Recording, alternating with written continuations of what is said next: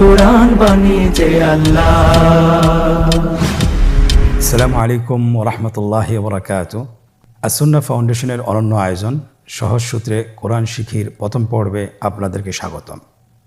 কোরআন মহান আল্লাহর পক্ষ থেকে নাজিলকৃত মহা ঐশী গ্রন্থ। কোরআনের মধ্যে নিহিত আছে আমাদের মুক্তির দিশা। কোরআন এমন একটি গ্রন্থ যা তেলাওয়াত করলে প্রত্যেকটি হরফে হরফে নেকি লাভ হয়। কিন্তু দুঃখের বিষয় হলো আমরা অধিকাংশ মানুষই কোরআন পড়তে পারি না। যারা কোরআন পড়তে পারি তাদের কোরআন তেলাওয়াতও বিশুদ্ধ হয় না। আপনারা যেন অতি সহজে সুন্দরভাবে বিশুদ্ধভাবে কোরআন তেলাওয়াত শিখতে পারেন, সে লক্ষ্যে আসুন্নাহ ফাউন্ডেশন কোরআন পড়ার এক চমৎকার উদ্যোগ হাতে নিয়েছে। আপনারা এই আয়োজন থেকে মাত্র 27টি পর্বে কোরআন পড়া শিখতে পারবেন ইনশাআল্লাহ। কোরআন শিখার এই আয়োজনে আপনাদের সাথে আছি আমি মোহাম্মদ হোসেন, প্রাক্তন শিক্ষক, মসজিদ নববী, মদিনা মুনাওয়ারা। প্রিয় শিক্ষার্থীবৃন্দ, আল্লাহ সুবহানাহু ওয়া তাআলা কোরআনে কারীমের সূরা কমারের 17 নম্বর আয়াতে ইরশাদ করেন, ওয়ালাকাদ ইয়াসসারনাল কুরআনা লিযিকরি ফাহাল মিন মুদ্দাকির। আমি কোরআনকে সহজ করে দিয়েছি উপদেশ গ্রহণ করার জন্য, অতএব তোমাদের মধ্যে কি উপদেশ গ্রহণকারী কেউ আছে? প্রিয় বন্ধুরা, কোরআন শেখার জন্য মোট 7টি সূত্র রয়েছে। আপনারা স্ক্রিনে লক্ষ্য করুন। 1 নম্বর আরবি বর্ণমালা অথবা আরবি হরফসমূহ, এর পাশাপাশি যুক্ত হরফসমূহ। আরবি বর্ণমালা বলতে আমরা যেটা বুঝি আলিফ থেকে ইয়া পর্যন্ত মোট 29টি হরফ, এবং যুক্ত বর্ণমালা। যুক্ত বর্ণমালা আমরা বলি যে শব্দ গঠনে যেভাবে অক্ষরগুলোকে যুক্ত করতে হয় সেগুলোকে যুক্ত বর্ণ বলে। কোরআন শিখার দ্বিতীয় সূত্র হরকতের ব্যবহার। হরকত বলতে আমরা কি বুঝি? এক জবর, এক জের, এক পেশকে হরকত বলে। তৃতীয় নম্বর সূত্র, স্ক্রিনে লক্ষ্য করুন, তানবিনের ব্যবহার। তানবিন কাকে বলে? 2 জবর, 2 জের, 2 পেশ। 4 নম্বর সূত্র জজমের ব্যবহার। আপনারা স্ক্রিনে দেখতে পাচ্ছেন, এটাকে জজম বলে। এই জজম এককভাবে উচ্চারিত হয় না, এই জজমটি উচ্চারণ করতে হলে পূর্বের হরকতের সহযোগিতা লাগে। 5 নম্বর সূত্র তাশদীদের ব্যবহার। আমরা যদি তাশদীদের ব্যবহার শিখতে পারি তাহলে আমরা যুক্ত বর্ণ কিভাবে উচ্চারণ করতে হয়, তাশদীদওয়ালা হরফ কিভাবে উচ্চারণ করতে হয় সেটা আমরা শিখতে পারবো। স্ক্রিনে দেখতে পাচ্ছেন, তাশদীদ বলতে আমরা কি বোঝাচ্ছি? এই চিহ্নটাকে তাশদীদ বলে। এই চিহ্নটা যদি আমরা শিখতে পারি তাহলে আমরা তাশদীদের ব্যবহার শিখে ফেলবো ইনশাআল্লাহ। কোরআন শিখার 6 নম্বর সূত্র মাদের হরফকে জানা এবং এর প্রয়োগ কিভাবে করতে হয় সেটা শেখা। আমরা জানি যে মাদের হরফ 3টি, আলিফ, ওয়াও, ইয়া। জবরের বাম পাশে খালি আলিফ, জেরের বাম পাশে জজমওয়ালা ইয়া, পেশের বাম পাশে জজমওয়ালা ওয়াও হলে এক আলিফ টেনে পড়তে হয়। এটাও আমরা ইনশাআল্লাহ শিখব। কোরআন শিখার সর্বশেষ সূত্র, সেটাকে আমরা বলি মাদ্দে লিন। লিনের ব্যবহার আমরা যদি শিখতে পারি তাহলে আমরা কোরআন পড়া শেখাটা আমাদের জন্য সহজ হবে ইনশাআল্লাহ। আপনারা স্ক্রিনে দেখতে পাচ্ছেন, লিনের হরফ 2টি, ওয়াও এবং ইয়া। ওয়াও জজম তার আগে যদি জবর থাকে এবং ইয়া জজম তার আগে যদি জবর থাকে তাহলে এটাকে লিনের হরফ বলে। আলহামদুলিল্লাহ, আমরা কোরআন পড়া শেখার 7টি সূত্র আমরা দেখলাম এবং জানলাম। আমরা যদি এই 7টি সূত্র যদি আত্মস্থ করতে পারি, শিখতে পারি, জানতে পারি, তাহলে ইনশাআল্লাহ কোরআনের যে কোনো শব্দ, যে কোনো আয়াত, যে কোনো বাক্য আমরা সহজেই বানান করে পড়তে পারবো। এবং বিশেষ করে আমরা যখন 27টি পাঠ শেষ করতে পারবো তখন ইনশাআল্লাহ আমরা পুরো কোরআন যে কোনো জায়গা থেকে আমরা বানান সহ এবং বানান ছাড়া পড়তে সক্ষম হব ইনশাআল্লাহ। চলুন আর দেরি না করে আমরা আমাদের আজকের প্রথম পাঠটি শুরু করি। সকলে আমার সাথে বলুন, রাব্বি জিদনি ইলমা, রাব্বি ইশরাহ লি সাদরি ওয়ায়াসসির লি আমরি ওয়াহলুল উকদাতাম মিন লিসানি ইয়াফকাহু কওলি। আলহামদুলিল্লাহ, আপনারা স্ক্রিনে দেখতে পাচ্ছেন আরবি বর্ণমালা, আরবি হরফসমূহের যে 29টি হরফ, এর মধ্যে থেকে আমরা ইনশাআল্লাহ আজকে আমরা 7টি হরফ শিখব। প্রত্যেকটি হরফ কিভাবে উচ্চারণ করতে হয়, কয় আলিফ টান রয়েছে, কি কি বৈশিষ্ট্য রয়েছে, এটা বিস্তারিত সহ আলোচনা করে আপনাদেরকে ইনশাআল্লাহ পড়াবো এবং হরফগুলো কিভাবে লিখতে হয় সেটাও আমরা আপনাদেরকে দেখাবো। আপনারা স্ক্রিনে লক্ষ্য করুন, আলিফ হরফটি অবশ্যই আপনারা দেখতে পাচ্ছেন। আলিফ হরফটি খুবই সহজ, দেখতে লাঠির মতো। এটা লাঠি যেরকম দাঁড়িয়ে থাকে, আলিফ হরফটি সেরূপ দাঁড়িয়ে আছে। তাহলে এটাকে কি বলে? আলিফ। আমাদেরকে বলতে হবে, বলুন আলিফ। আলিফে কিন্তু কোনো টান নেই। আপনারা বুঝতে পারতেছেন, আমি যখন আলিফ বলছি এর মধ্যে কোনো টান হবে না। আলিফ, আবার বলুন আলিফ। আলিফ হরফটি মাখরাজ হলো আপনার মুখের শূন্যস্থান থেকে, গলা এবং মুখের শূন্যস্থান হতে আলিফ হরফটি উচ্চারিত হয়। আমরা সবাই বলি আলিফ। এর পরবর্তীতে আপনারা দেখতে পাচ্ছেন 3টি হরফ আমরা দেখতে পাচ্ছি আমাদের স্ক্রিনে চলে এসেছে, বা, তা, সা। আমাদের স্ক্রিনে চলে এসেছে বা হরফটি কীভাবে উচ্চারণ করবেন?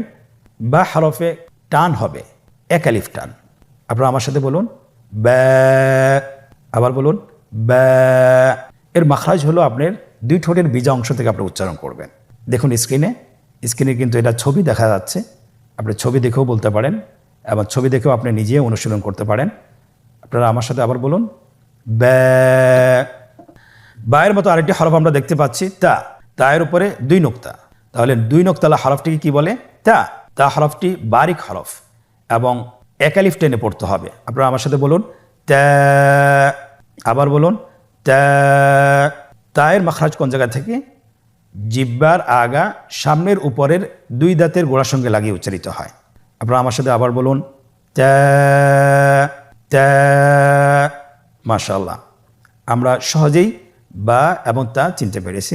পরবর্তী হরফটির নাম হলো সা। আগের 2টি হরফ বায়ের নোক্তা ছিল নিচে এবং তায়ের নোক্তা ছিল উপরে, সেখানে ছিল 2টি নোক্তা, আর সারও 3টি নোক্তা রয়েছে, সেটা হলো তার উপরে। তাহলে 3 নোক্তাওয়ালা হরফটিকে কি বলে? সা। আবার বলুন সা। হরফটি বারিক মানে পাতলা করে উচ্চারণ করতে হবে। তাহলে আমরা এখন সায়ের মাখরাজ লক্ষ্য করি। সায়ের মাখরাজ কোন জায়গা থেকে? স্ক্রিনে দেখা যাচ্ছে। সা হরফটির মাখরাজ হলো উচ্চারণ স্থান জিহ্বার আগা সামনের উপরের 2 দাঁতের আগার সঙ্গে লাগিয়ে উচ্চারিত হয়। আমরা আমার সাথে আবার উচ্চারণ করুন সা, সা। আবার বলুন সা। মাশাআল্লাহ। তাহলে আমরা 4টি হরফ শেষ করে ফেললাম, সম্পন্ন করলাম। প্রথম হরফটি ছিল আলিফ এবং দ্বিতীয় 3টি হরফ দেখতে একই রকম। এই 3টি হরফ হলো বা, তা, সা। বা, তা, সা। আলহামদুলিল্লাহ, অল্প সময় আমরা 4টি হরফ চিনতে পারলাম এবং শিখে ফেললাম। পরবর্তী আরও 3টি হরফ আপনারা স্ক্রিনে দেখতে পাচ্ছেন, স্ক্রিনে চলে এসেছে। প্রথম হরফটি হলো জিম, পরের হরফটি হা, পরের হরফটি খ। আপনারা আমার সাথে বলুন জিম, হা, খ। জিম হরফটি বারিক হরফ, এটা উচ্চারণ করতে হবে 3 আলিফ টেনে। দেখুন আমি কিভাবে উচ্চারণ করছি, আপনারা আমার সাথে করুন জিম। মাশাআল্লাহ। আবার বলুন জিম। আপনারা চেষ্টা করুন, হয়ে যাবে। এর মাখরাজ হলো জিহ্বার মধ্যখান, তার বরাবর উপরের তালুর সঙ্গে লাগিয়ে উচ্চারিত হয়। আপনারা পিকচারে ছবিতে দেখতে পাচ্ছেন যে জিহ্বার মধ্যখান তার বরাবর উপরে তালুর সঙ্গে লাগিয়ে উচ্চারণ করতে হয়। আপনারা জিহ্বার মধ্যখানটা লক্ষ্য করুন এবং তার বরাবর উপরে তালুর সঙ্গে লাগান, এরপর হরফটি উচ্চারণ করুন, দেখবেন হরফটি শুদ্ধভাবে উচ্চারিত হবে। আপনারা আমার সাথে বলুন জিম। আবার বলুন, দেখেন ঠোঁটের অবস্থান কীরূপ হবে আপনারা একটু লক্ষ্য করুন জিম। আবার বলুন জিম। আলহামদুলিল্লাহ। তাহলে আমরা জিম হরফটি চিনতে পেরেছি এবং আমরা এর মাখরাজ জেনেছি। পরবর্তী হরফ আমরা যেটা শিখব সেটা হলো হা। হায়ের মধ্যে কোনো নোক্তা আমরা দেখতে পাচ্ছি না। হা হরফটি কীভাবে উচ্চারিত হবে? হা হরফটি উচ্চারিত হবে কণ্ঠনালীর মধ্যখান হতে। গলা চিপে ধরে আপনি উচ্চারণ করুন। আপনারা আমার সাথে বলুন হ্যাঁ। আবার বলুন হ্যাঁ। মাশাআল্লাহ। সেম আকৃতির আরেকটি হরফ, সেটা হলো খ। সে হরফটির নাম হলো খ। দেখতেই জিম হার মতোই, কিন্তু নোক্তার পার্থক্য রয়েছে। জিমের মধ্যে একটি নোক্তা রয়েছে, হার মধ্যে কোনো নোক্তা নেই এবং খয়ের উপরে একটি নোক্তা রয়েছে। আপনারা স্ক্রিনে দেখতে পাচ্ছেন। আমরা খ হরফটি উচ্চারণ করব। খ হরফটি হলো মোটা হরফ, উচ্চারণের ক্ষেত্রে মোটা হবে। ছবিতে দেখুন খ হরফটি কীভাবে উচ্চারণ করতে হবে। খ হরফটির মাখরাজ হলো কণ্ঠনালীর শেষ ভাগ হতে উচ্চারণ করতে হয়, কণ্ঠনালীর শেষ ভাগ। আপনারা আমার সাথে বলুন খ। আবার বলুন খ। মাশাআল্লাহ। আমরা তিনটি একই আকৃতির হরফ শিখলাম, সেটা হলো জিম, হ্যাঁ, খ। জিম, হ্যাঁ, খ। আমরা শুরু থেকে আবার ধারাবাহিকভাবে আমরা পড়ব। আপনারা আমার সাথে পড়ুন। বলুন শুরু থেকেই। আলিফ, বা, তা, সা, জিম, হ্যাঁ, খ। আলহামদুলিল্লাহ। তাহলে আমরা ধারাবাহিকভাবে পড়লাম। আমরা এখন পিছন থেকে পড়ে আসব। আপনারা আমার সাথে পড়ুন। খ, হ্যাঁ, জিম, সা, তা, বা, আলিফ। আমরা এই হরফগুলো এখন গ্রুপ আকারে পড়ব। আপনারা আমার সাথে বলুন। আলিফ, বা, তা, সা, জিম, হা, খ। আবার বলুন। আলিফ, বা, তা, সা, জিম, হা, খ। আলহামদুলিল্লাহ। আমরা 7টি হরফ শিখলাম এবং চিনলাম। এখন আমরা দেখব এই 7টি হরফ কীভাবে লিখতে হয়। আপনারা স্ক্রিনে লক্ষ্য করুন। স্ক্রিনে দেখানো হচ্ছে কীভাবে হরফগুলো লিখতে হয়। আলিফ, বা, তা, সা, জিম, হ্যাঁ, খ। খুব সহজে কিন্তু লেখা হয়ে গেল। আমরা জানি বাংলা এবং ইংরেজি বাম পাশ থেকে লিখতে হয়, কিন্তু আরবি হরফগুলো লিখতে হয় ডান পাশ থেকে। ডান দিক থেকে শুরু করতে হয়। আপনারা লক্ষ্য করেছেন স্ক্রিনে কীভাবে লেখা হয়েছে। ডান দিক থেকে শুরু করে বাম দিকে শেষ করতে হয়। সম্মানিত মুসলিম ভাই বোনেরা, এতক্ষণ ধরে আমরা আরবি হরফগুলো শিখতেছিলাম এবং আমরা অনুশীলন করতেছিলাম। এখন আমরা নিজেদেরকে মূল্যায়ন করব যে কতটুকু আমরা শিখতে পেরেছি, কতটুকু আমরা বুঝতে পেরেছি, বা হরফগুলো কতটুকু আমরা চিনতে পেরেছি, সেটা আমরা নিজেদেরকে যাচাই বাছাই করব অনুশীলনের মাধ্যমে। আমরা এখন একটি চমৎকার অনুশীলনের মধ্যে প্রবেশ করছি। আপনারা স্ক্রিনে দেখতে পাচ্ছেন আমাদের সামনে একটি অনুশীলনের পেজ চলে আসছে। এখানে আমরা নিজেরা অনুশীলন করব এবং আমরা হরফগুলোকে ভালোভাবে আত্মস্থ করব। 1 নম্বর অনুশীলন, নিম্নোক্ত হরফগুলো সঠিক নামের জায়গায় লিখুন এবং পড়ুন। নিম্নোক্ত হরফগুলো সঠিক নামের জায়গায় লিখুন এবং পড়ুন। আমরা দেখতে পাচ্ছি এখানে 3টি রো দেওয়া আছে। প্রথম রোতে হরফগুলো দেওয়া আছে, দ্বিতীয় রোটি খালি রাখা হয়েছে এবং তৃতীয় রোটি এখানে হরফগুলোর নাম দেওয়া আছে। এখন আমাদেরকে যেটা করতে হবে, হরফগুলো সঠিক নামের জায়গায় বসাতে হবে। দেখুন কিভাবে হরফগুলো সঠিক নামের জায়গায় বসানো হচ্ছে। প্রথম হরফটি হা, দেখুন তার সঠিক নামের জায়গায় বসানো হয়েছে। দ্বিতীয় হরফটি তা, তার সঠিক নামের জায়গায় বসানো হয়েছে। তৃতীয় হরফটি খ, তার সঠিক নামের জায়গায় বসানো হয়েছে। এইভাবে সবগুলো হরফ তার সঠিক নামের জায়গায় বসিয়ে দেওয়া হচ্ছে। দ্বিতীয় অনুশীলন, রেখা টেনে হরফের সাথে নামের মিল করুন। আপনারা স্ক্রিনে দেখতে পাচ্ছেন এখানে 3টি কলাম রয়েছে। ডানের কলাম হরফগুলো দেওয়া আছে, মাঝখানের কলামে খালি রাখা হয়েছে এবং শেষের কলাম, তৃতীয় কলামটিতে হরফের নামগুলো দেওয়া আছে। আমাদেরকে যেটা করতে হবে, হরফের সাথে নামের মিল করতে হবে। কিভাবে? রেখা টেনে। প্রথম হরফটি তা, তার নামের সাথে মিল করে রেখা টেনে মিল করে দেওয়া হচ্ছে। দ্বিতীয় হরফটি হ্যাঁ, তার নামের সাথে রেখা টেনে মিল করা হচ্ছে। তৃতীয় হরফটি বা, তার নামের সাথে রেখা টেনে মিল করা হচ্ছে। এমনিভাবে প্রতিটি হরফ তার সঠিক নামের সাথে রেখা টেনে মিল করে দেওয়া হচ্ছে। আলহামদুলিল্লাহ, অনুশীলনের দ্বিতীয় পর্বটিও আমরা শেষ করতে পেরেছি। তৃতীয় নম্বর অনুশীলন, নোক্তাওয়ালা এবং নোক্তাবিহীন হরফগুলো সঠিক জায়গায় বসাতে হবে। আমরা জানি আজকে আমরা যে হরফগুলো শিখেছি এখানে কয়েকটি হরফের নোক্তা ছিল না এবং অধিকাংশ হরফের নোক্তা ছিল। আমাকে পার্থক্য করতে হবে যে কোন হরফগুলো নোক্তাওয়ালা এবং কোন হরফগুলো নোক্তাবিহীন। আপনারা দেখতে পাচ্ছেন এখানে আমরা লিখে দিয়েছি যে নোক্তাবিহীন হরফগুলোকে বসাতে হবে, পরবর্তী হলো নোক্তাওয়ালা হরফগুলোকে বসাতে হবে। ডানের কলামে আপনারা নোক্তাবিহীন হরফগুলোকে বসিয়ে দিন এবং বামের কলামে আপনারা নোক্তাওয়ালা হরফগুলো বসিয়ে দিন। স্ক্রিনে দেখতে পাচ্ছেন হরফগুলো বসানো হচ্ছে।